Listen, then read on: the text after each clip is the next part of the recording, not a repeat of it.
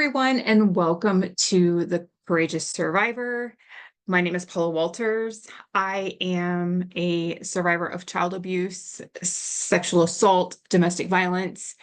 I've been a first responder a paramedic for over 20 years. I've seen a lot of trauma.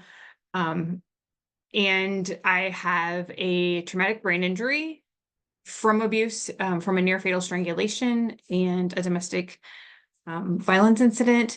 And I share my journey because I am committed to opening up conversations about the intersections of trauma, domestic violence, and child abuse and strangulation with brain injury. I am committed to inspiring and empowering individuals to embrace their full potential by addressing not just the physical, but also the mental, emotional, and spiritual aspects of their well-being. My goal is to provide hope and guidance, helping people navigate life's challenges and achieve overall wellness. It has been a journey for me. I am 50 years old. I will be 51 next month in October. I was told that I would never see 50. I had multiple medical diagnoses, running from 2006 until 2019, when I was officially diagnosed with a traumatic brain injury. I had some really unique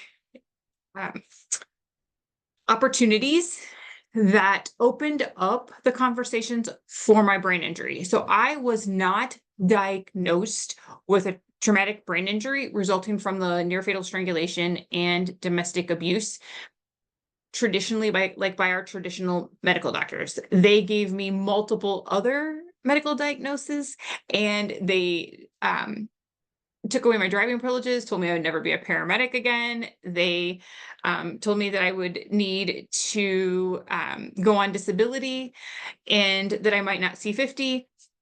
By my medical charts, that's kind of still where I am per traditional medicine. I had an opportunity where I ended up going to Wisconsin to a family justice center conference where, in a very, I'm just going to say God inspired, things just align. And I just happened to meet this gentleman named James Henderson, who introduced me to Bill Smock, who, Bill Smock is kind of one of our nation's, leading people on the strangulation information, and just he is just an absolute powerhouse with that knowledge. And I got in front of him and was talking about my symptoms, and he was, he put the idea of brain injury in my head from the strangulation. Like, that's what a lot of the stuff that he does. And so it was from his listening to my story, him being the right person, knowing the right information, who opened that door for me, that I might not be as sick as what they say. And he actually took the time at that conference to call my primary care physician, and which is what finally opened up me to getting an MRI. My MRI did talk about, in 2017, talked about this brain injury that it showed on the MRI, but my neurologist said that I can't possibly have a brain injury from something that happened in 2006 that was causing me to slowly get as sick as I was. So they, on top of all the medical diagnoses I had, the one that kind of was catastrophic was, they told me I had a really aggressive form of MS, and that it was very debilitating, and that it was kind of progressing very quickly, and that would kind of be my demise. And I just felt that I wasn't sick. So with that in the back of my mind, with what Dr. Smock had told me, I started researching from 2017 to 2019. So 2019, the end of 2018, the beginning of 2019 is when they kind of started taking all of that stuff from me. 2017, after I had talked to Dr. Smock, it kind of really took me until the beginning of 2019 to make my way through the referrals from getting the MRI and all of that train wreck to where I was kind of at rock bottom where, they told me you probably won't see 50, you can't be a paramedic anymore. It was absolutely horrible. And I was at a point then where I was suicidal because everything had been taken from me. And so I started researching, found this woman on Facebook who had a brain injury, and she was sharing kind of her symptoms and her rehab and all this stuff. And so I kind of reached out to her and found a functional neurologist that I actually reached out to, went to them after calling them and saying, like, hey, here's where I'm at. Is there any chance that you could help me?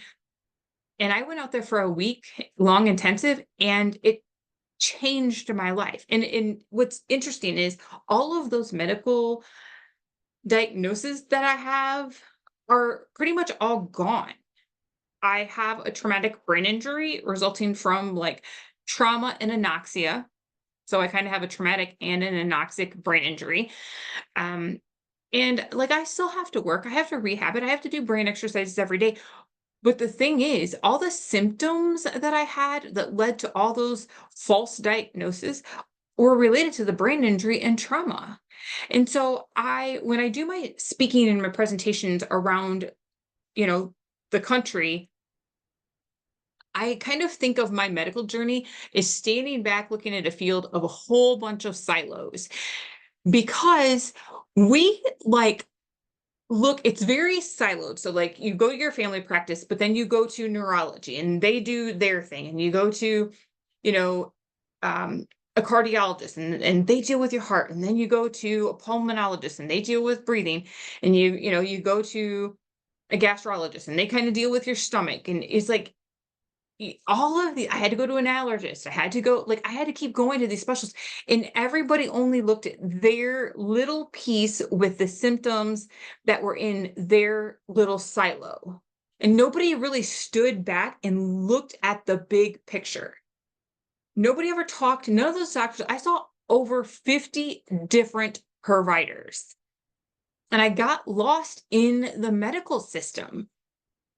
And I keep thinking the reason why I do what I do is because I think about how many people are out there who aren't getting the help like that I did, and are not getting things turned around in their life, and that are taking their own life, or because they have brain injury and they have like lifelong trauma that is truly impacting all of their systems, they are losing their child, custody of their children. They are losing their marriages, their jobs, taking their own lives, like all of these things that like I was on track to do or I did. And, I'm a medical provider. I'm a paramedic. I was going to the systems in which I worked in. So I did have a piece of professional courtesy. I understand the health system. I was able to really articulate what was going on in my body. And nobody wants to like, kind of dismiss the person who works for them.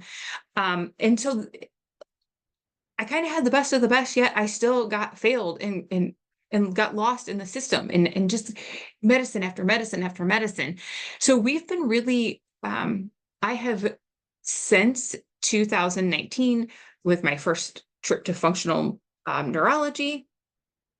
I have been really adamant about sharing my story, being educated, like researching everything I can, taking all the classes I can about how trauma impacts our bodies. What are the consequences to our, areas of wellness from childhood trauma, from, what first responders go through, what military people go through, you know, what human trafficking victims, domestic violence victims, sexual assault victims, like all of that stuff stores trauma. And it does, in fact, have lifelong impacts on our bodies, especially if we do not address it.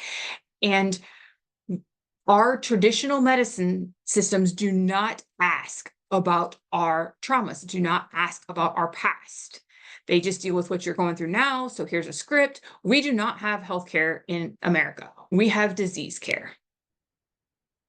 Plain and simple. I truly believe that we have a system that is made to put the profits over the people. I, going to functional medicine, I went out there for a week-long intensive. So it's like one lump sum that you have to pay because insurance doesn't cover that type of stuff.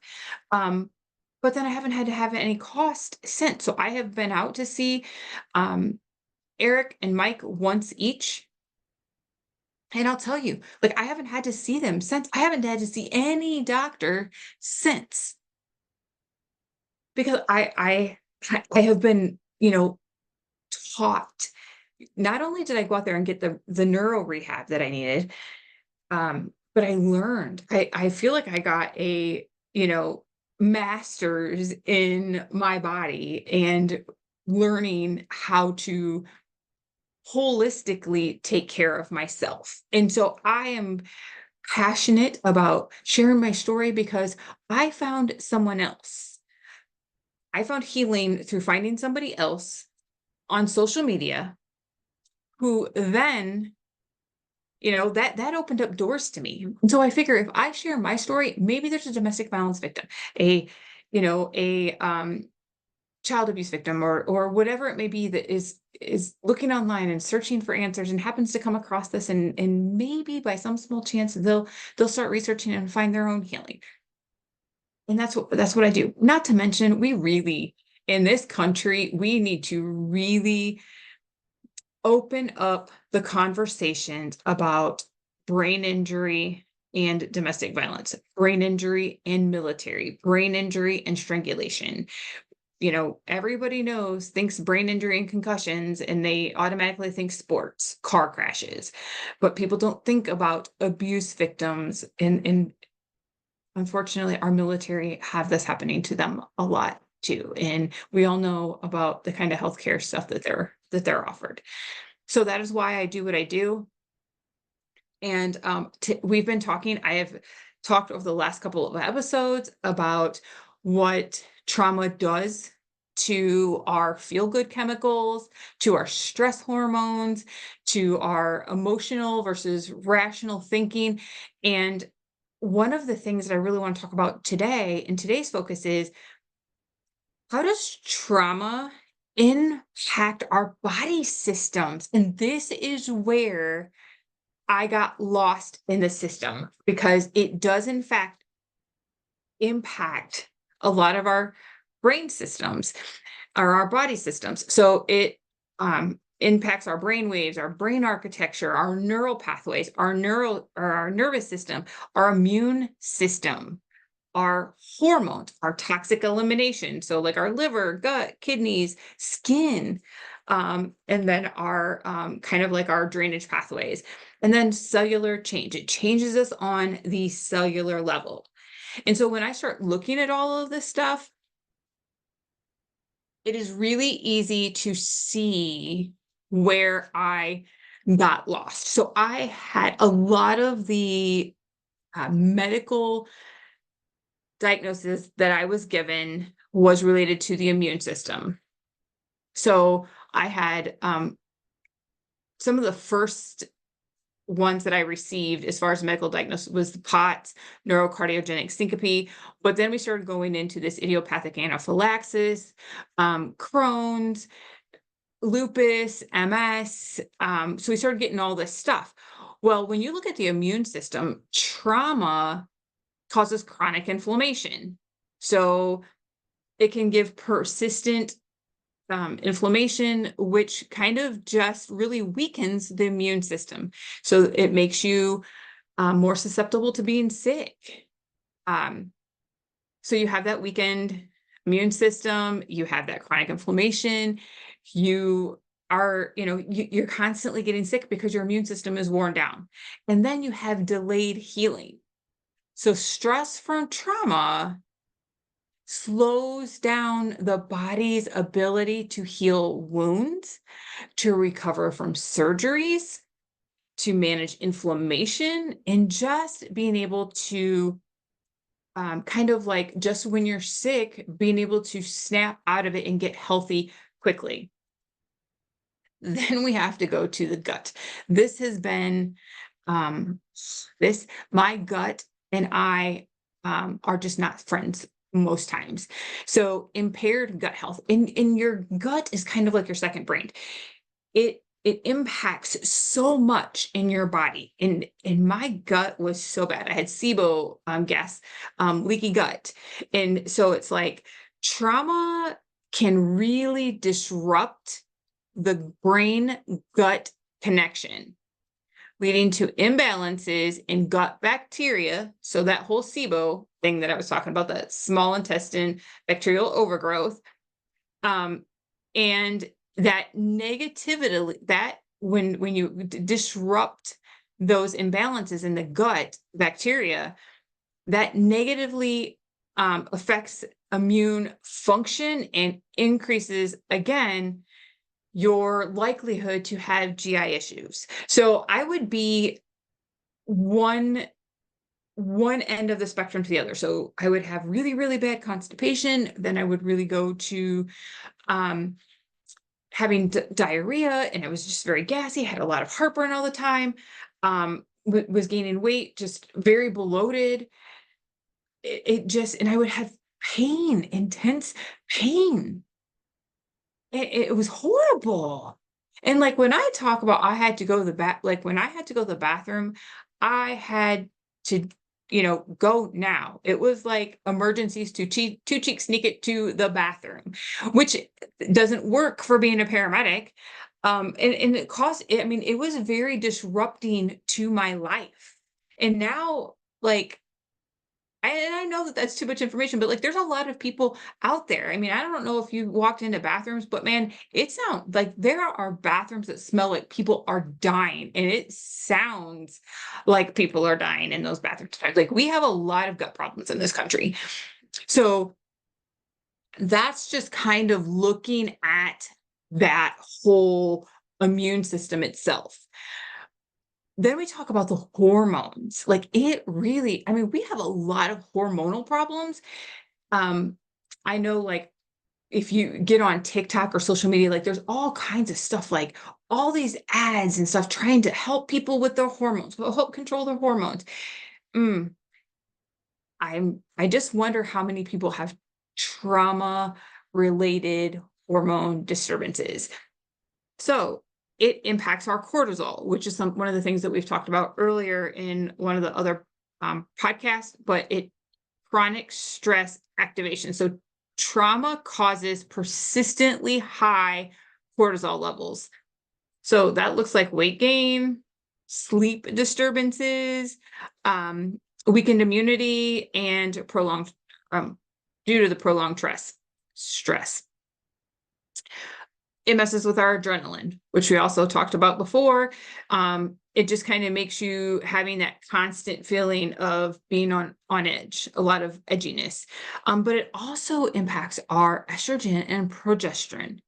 So trauma can disrupt reproductive hormones, leading to irregular menstrual cycles, fertility issues, which we all know are absolutely, like, we have a crazy amount of fertility issues in this country. And again, what else have we had a lot of? Raised in trauma. So fertility issues and worsened symptoms of PMS and menopause. You can't get on social media and listen to people who talk about their everyday lives and not hear people talking about all these issues. So it messes with our insulin. Trauma messes with our insulin, which gives us a higher risk of diabetes. So chronic trauma-induced stress can lead to insulin resistance, increasing the risk for developing type 2 diabetes and metabolic issues. There we go. Also messes with our thyroid. So slow metabolism. Trauma can suppress thyroid function, slowing metabolism and leading to fatigue, weight gain, and difficulties with concentration. Wow. Like, think about all the symptoms and stuff that come. I mean, I'm just describing most Americans these days. So then it also impacts our toxic elimination. So what it does to our liver function. So it can slow down the body's ability to break down or eliminate toxins effectively. So I do a lot of like rebounding. I do a lot of like kind of massages to get my drainage pathways open, because of like I'm impacted by all of the stuff that I'm talking to you about. I've been impacted by, and I am constantly working on rebuilding and helping these pathways. So there you go. Um, Being able to eliminate or break down toxins, gut health. Again, toxic elimination, but we're talking about it. So reduced weight, waste elimination. So trauma disrupts that gut function, leading to issues of constipation or like irritable bowel syndrome, which hinders proper elimination of waste and toxins. Again, one of those things that I had. Kidney function, impaired filtration. So stress hormones such as cortisol, which again, we talked about cortisol levels go high when you're around chronic stress. So they can reduce kidney efficiency, impairing their ability to filter and excrete toxins from the bloodstream. So skin health, again, increased toxic buildup. So trauma can manifest in skin issues like acne, which if you're watching this on video, if you look, a lot of times, if you ever watch my videos, I have it right here on my cheeks and a lot of times right here on both sides of my chin. And you will always see it. And if I don't watch what I'm eating and I don't watch making sure that I'm working on those pathways pretty consistently, you will see me have more acne. But so it gives you issues like acne, eczema, psoriasis, and the skin is another, it's just another pathway that gets overwhelmed, and it has poor, it's just poor filtration and elimination. So the lymphatic system. So it's stagnation of waste removal. So trauma can affect that system, leading to poor circulation and stagnation, which reduces the body's ability to clear out waste and toxins effectively. If you watch on my social media, I show how I have one of my ankles that swells, and it's pretty regularly. And a lot of that is drainage pathways. So I have these little boot things that I put on my legs that kind of just massage them, trying to work through those pathways. You'll see me a lot of times doing the massages on the armpits, on the necks, in the face, working on those pathways to make sure that I'm trying to kind of move those systems along and kind of help undo the damage of decades of trauma, because I have been very, very impacted by that. And so it also changes us on the cellular level. So it can it can turn on those cancer cells. So we all have cancer cells in us, and some of those genetically are more predisposed, but trauma can come along and really kind of turn them on and lead to a cancer diagnosis, which is something that we know in America is on the rise. Well, there we go. And so that's what I'm talking about. Like we really need to look at trauma as a big picture. We need to look at it as one big silo. Like we have to stand back, and when we start having these people with these complicated medical problems, or we can't find out what's wrong with them. So, we have those diagnoses that are kind of just that we throw under the bubble: fibromyalgia, IBS, those types of things, chronic fatigue syndrome. We really kind of need to look at and ask, you know, what's your past like? Have you had trauma? And that's one of those things about in the book, The Myth of Normal, they really talk a lot about that, as far as all these people who have long time trauma that have all of these medical problems, and how once you address it, you can start that healing journey. And it's very, very frustrating that the medical, like, the medical system doesn't ask those things. And so if you're listening to this, if you have medical problems, have you been asked, like, what is your past like? What, have you dealt with trauma?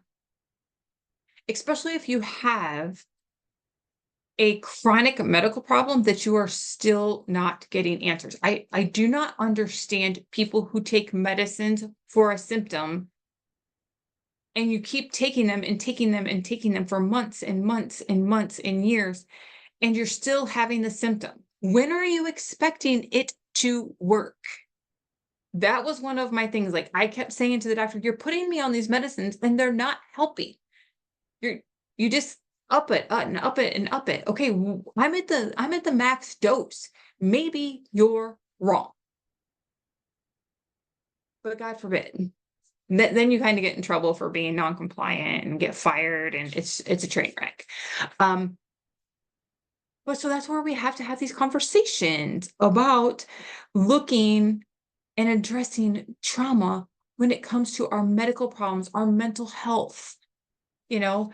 Um, And that is why I share my journey, is because I had all this stuff that I just mentioned in this part that I mentioned in, when we were talking about in the last few podcasts that I've done, when we start talking about, the stress hormones, and we talk about the feel good chemicals. Like, I've had problems with all of this is what led to multiple, almost 20 diagnosis, and that had me on almost 20 medications. We have to have these conversations about trauma. We have to create environments that give survivors the ability to talk about their past without shame, because it's critical in the recovery and in regaining life. I keep thinking, like, I love my life. Like, I have my 5 dogs. In my refrigerator right now is a flat of strawberries, and I can't, like, 2 whole big shelves of this refrigerator that we have out in the garage of green beans that I'm going to can. Like, I'm doing, like, I am living an amazing life. Like, homesteading, gardening, you know, canning, like, all these things that I didn't even have the capacity in my brain. Like, I was literally just surviving day to day. I could not plan days ahead. I could not plan weeks ahead. I could not see this big picture. Lost hope.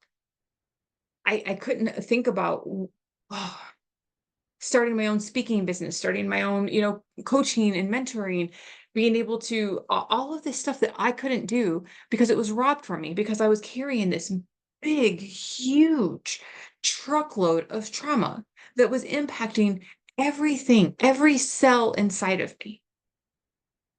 And now I've got that back. I am at 50. I will be 51 next month in October. I am the best I've ever been. And a lot of that's because I had a lot of childhood trauma. So I've been kind of, I had an ACE score of 9. I've been kind of dealing with all of this all of my life. And I work every day to get better. And like, I feel like I'm functioning at 110%. Like, I have a long way to go still. I mean, truly, I got to keep working at it. But like, I look at people around me, and I truly feel joy and happiness and peace, and I love my life. And that's what we all deserve. We all deserve that. So, thanks for listening today. I hope that if any part of this, if you have chronic medical problems, that maybe you'll kind of self-reflect, and what's my past? Do I have trauma, unresolved trauma? Are there things that I am kind of stuffing down? And maybe that's a conversation you need to open up and have. You can always reach out to me at Paula at the Courageous Survivor. And on my website, there are links to the media that I've been in and all of my social media. That is thecourageoussurvivor.com. Thank you very much for listening. I can't wait. There's some really exciting things coming up over the next couple of months, and I can't wait to take you along on this journey. Be blessed and have a good day. And just remember that trauma can impact us, and we each deserve to be resolved and be free from that. And be healthy.